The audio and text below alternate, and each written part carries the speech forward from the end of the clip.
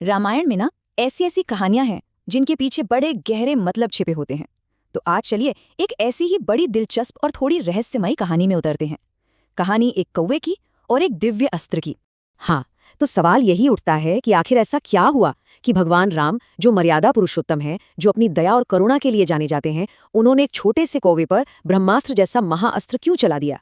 चलिए इसी गुत्थी को सुलझाते हैं। तो बात है उस समय की जब भगवान राम और माता सीता वनवास में थे। चित्रकूट के जंगल में एक बड़ा ही शांत सुकून भरा दिन था। वो एक पेड़ के नीचे आराम कर रहे थे और माहौल में बस कह लीजिए एकदम शांति थी। और उसी शांत माहौल में अचानक एक कौवा उड़ता हुआ आया और पास की ही एक डाली पर आकर बैठ गया। अब पहली नजर में तो ये कोई बड़ी बात नहीं लगती है ना, ये कौवा ही तो है। पर असल में यहीं से पूरी कहानी बदलने वाली थी, क्योंकि वो कोई मामूली कौवा था ही नहीं। असल में वो था देवराज इंद्र का बेटा जयंत। और वो वहां सिर्फ शरारत करने के इरादे से कौवे का भेष बदल कर आया था। और फिर जयंत ने अपनी सारी हदें पार कर दी। उस कौवे के रूप में उसने अचानक से माता सीता पर हमला कर दिया और उनके पैर में अपनी चोंच मार दी, इतनी जोर से कि घाव से खून की एक बूंद निकलकर जमीन पर गिर गई। बस अपनी प्रिय सीता को इस तरह दर्द में देखकर भगवान राम का क्रोध भड़क उठा। उन्होंने इधर उधर देखा पर कोई हथियार तो था नहीं। तो उन्होंने क्या किया, जमीन से उठाया घास का एक मामूली सा तिनका और अपनी दिव्य शक्ति से उसी तिनके को बना दिया अजेय ब्रह्मास्त्र।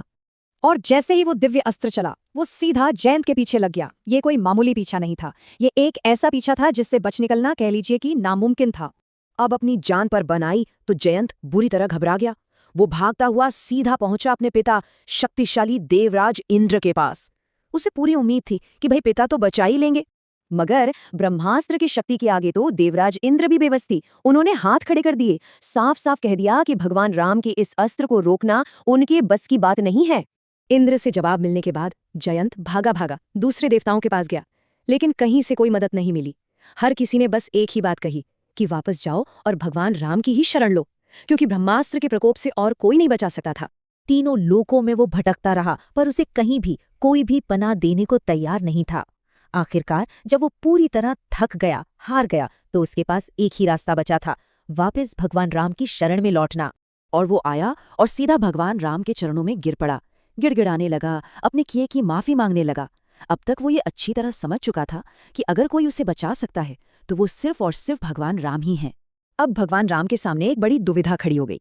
देखिए, एक तरफ तो थी उनकी करुणा, उनका दयालु स्वभाव जो शरण में आए जयंत को माफ कर देना चाहता था।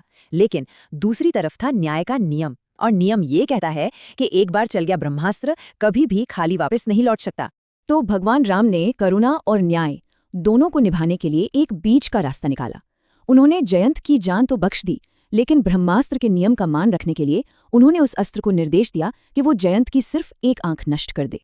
और कहते हैं कि बस उसी दिन से कौवों की एक आंख कमजोर हो गई।